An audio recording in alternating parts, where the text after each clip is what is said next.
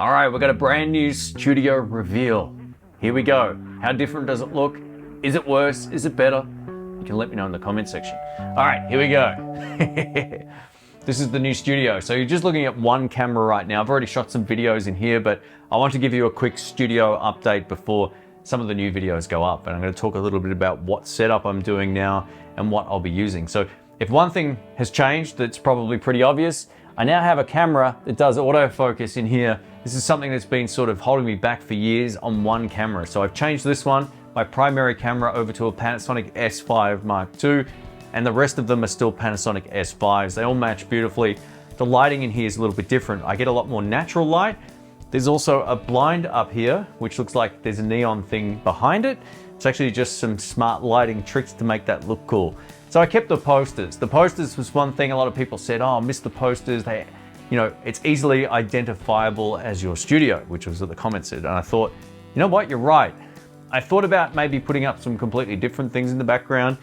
And then as soon as I got in here, I started putting my amps down. I thought, I'm going back to the posters. The posters are great, but I picked some different ones. So the music ones are all on the right and the old movies and 80s and horror movies and all that kind of stuff are on the left. And we have the Lucio Fulci mask that's in from that movie right there, Zombie, right behind me now instead of on the side. So I cleared out a lot of stuff that I didn't need or want anymore in that studio. So I've changed over to just using one desk, which might not sound so exciting, but I had a lot of other desks holding up stuff.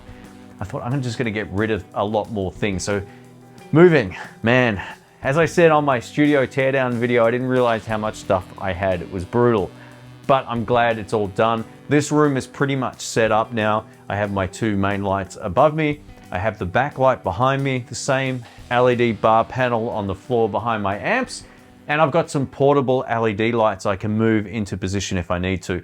So overall, I'm really impressed with how this studio is looking. It looks different to the old one, and you might like it more or less than the old one. I think I've colored the cameras slightly less contrasty, so it looks a bit more natural. One of the things I didn't like about my old studio, and the only thing I didn't like about it, is I had the white balance slightly off for my lights, and it made my skin a little bit purpley. But I think looking at my reference monitor here, which is right here, it looks good, and they all match. So this new camera, the S5 Mark II, will allow me to do autofocus things I couldn't do as well with my old primary camera. So where before all four matched, I now have the new version of the other four sitting right here on the tripod. I already had it, I just wasn't using it because they all matched perfectly. But after spending about 30 minutes, maybe 40 minutes of setting them all up in this new room, I went, this looks great. And I can do stuff like this, and it's going to follow me or hold the guitar up to the camera or whatever the case may be, and it will follow me, no problems at all. Usually when I'm seated like this, I stick with manual focus for those who are into cameras because I don't like anything moving, but this camera has been super reliable. So it might be my first autofocus camera here in the room. All right, let's talk about my setup now when it comes to the amplifier. So as you can see, it's slightly different. It's kind of staggered down this way. We have the Marshall JTM Studio Mark II over here. This is the 5 and 20 watt head paired with the 2x12 cab. Now this 2x12 cab's probably a little overkill for this particular studio, so odds are I won't be using that cab much in here. I want to take this out and play it live at some point, so stay tuned for that. But as an actual studio tool, it's just way too loud. It really is. It's a great amp. And 5 watts you can get away with, but on 20 watts, forget about it. It's brutal. I have the Artist Tweed Tone 12A, which is going to get more use time in this particular studio. It's a great pedal platform and just a great simple valve or tube amp. We have the Hageman PP12, which is the 12 watt amplifier head that I've been using for quite some time. I get my best Stratocaster tones out of that when it comes to live stuff and recording. It's fantastic. Pair that with any of my cabinets here, it's unreal. Now, I actually bought a new amplifier, which is the Fender Vibro Champ Reverb amplifier. It's one of the most impressive small amps I've ever played.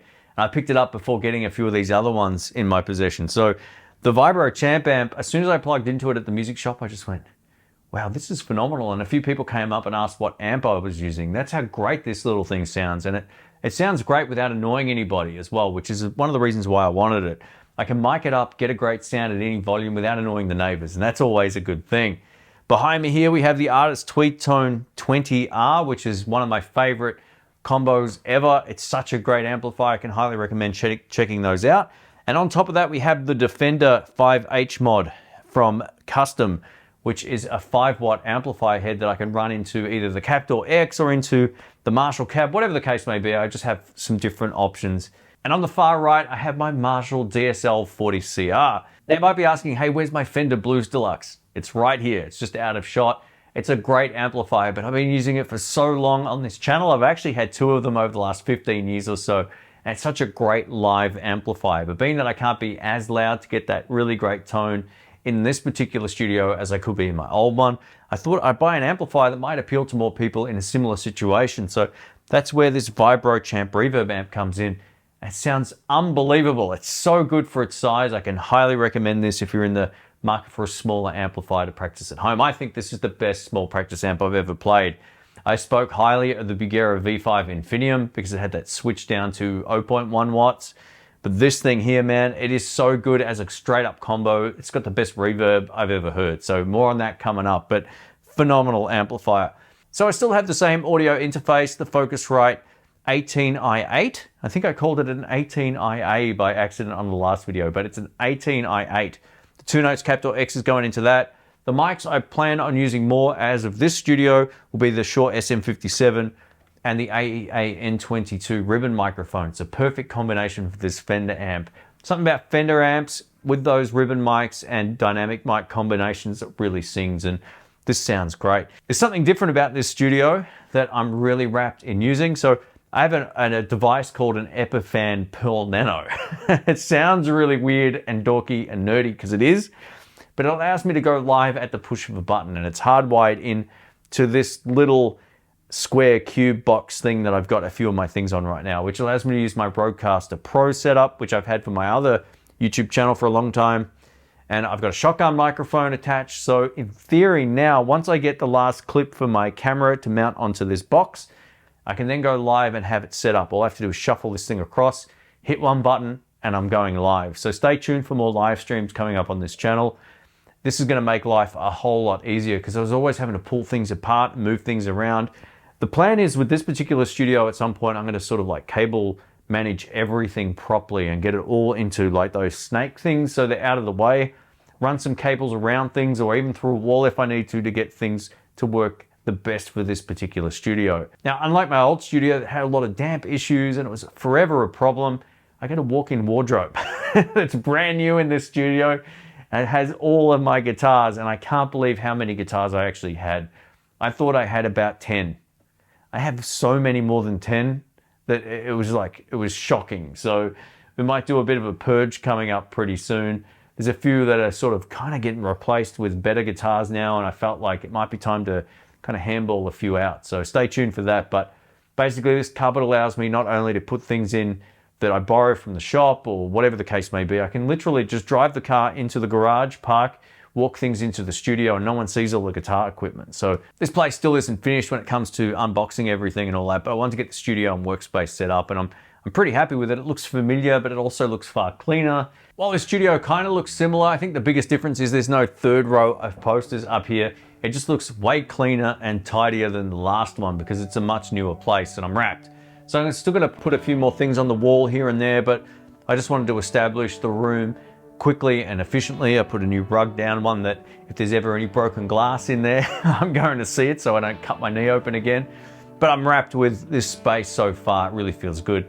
Got a bathroom right there as well. So everything works well. I got my space downstairs separated from the space upstairs, which really makes, if you've ever worked from home, you know how important it is to switch things off sometimes. I'm not good at doing that.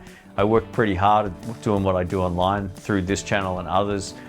And yeah, I'm wrapped to be in a place that feels good to work in, that's clean, get a lot of natural light, and it's just completely different to my old place. So anyway, just a quick rundown of the new studio. I hope you enjoyed this video. Please leave a thumbs up, comment a bit down below. Please let us know what you think of this, and I'll catch you soon. Thanks guys, see ya.